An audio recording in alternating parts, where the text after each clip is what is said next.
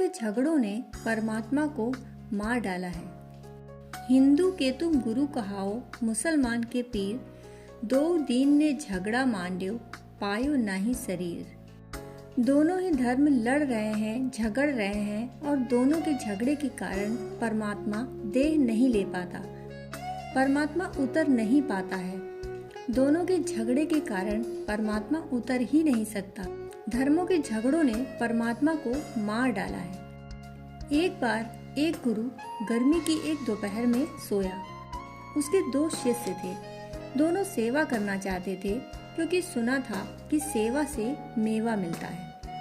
गुरु ने कहा, ठीक है, सेवा करो। गुरु तो सो गया। दोनों ने गुरु को आधा आधा बांट लिया कि बाएं पैर की सेवा मैं करूंगा, दाएं पैर की सेवा तू करना। गुरु को कुछ पता नहीं है। नींद में गुरु ने करवट ले ली। बाएं पैर पर दायां पैर पड़ गया। जिसका बायां पैर था उसने दूसरे से कहा, हटा ले अपने पैर को, देख हटा ले, मेरे पैर पर तेरा पैर पड़ जाए यह मैं बर्दाश्त नहीं कर सकता। उसने कहा, देख लिए तेरे जैसे हटाने वाले, हो हिम्मत तो हटा दे, अगर मेरा पैर भी छुआ तो गर्दन कट जाएगी। दोनों ने डंडे उठा लिए। उनका शोरगुल सुनकर गुरु की नींद खुल गई।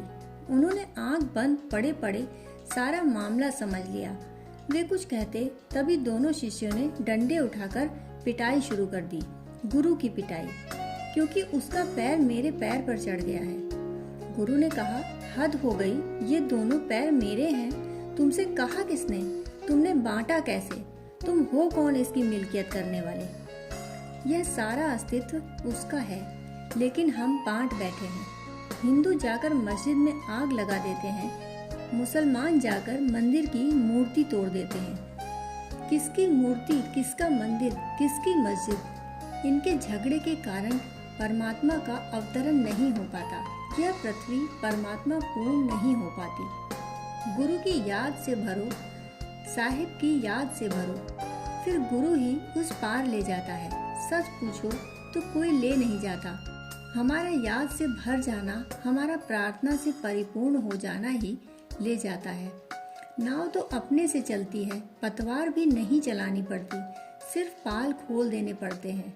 उनकी हवाएं ही ले जाती हैं, कोई चलाता नहीं। नाव को कोई चलाता नहीं, मगर नाव में बैठने की हिम्मत चाहिए, क्योंकि यह नाव जाती है अज्ञात की तरफ, अपरिचित की तरफ, जिससे हमारी पहचान ही नहीं, जिसे हमने कभी जाना ही नहीं, जिसे कभी हमने अनुभव ही नहीं किया।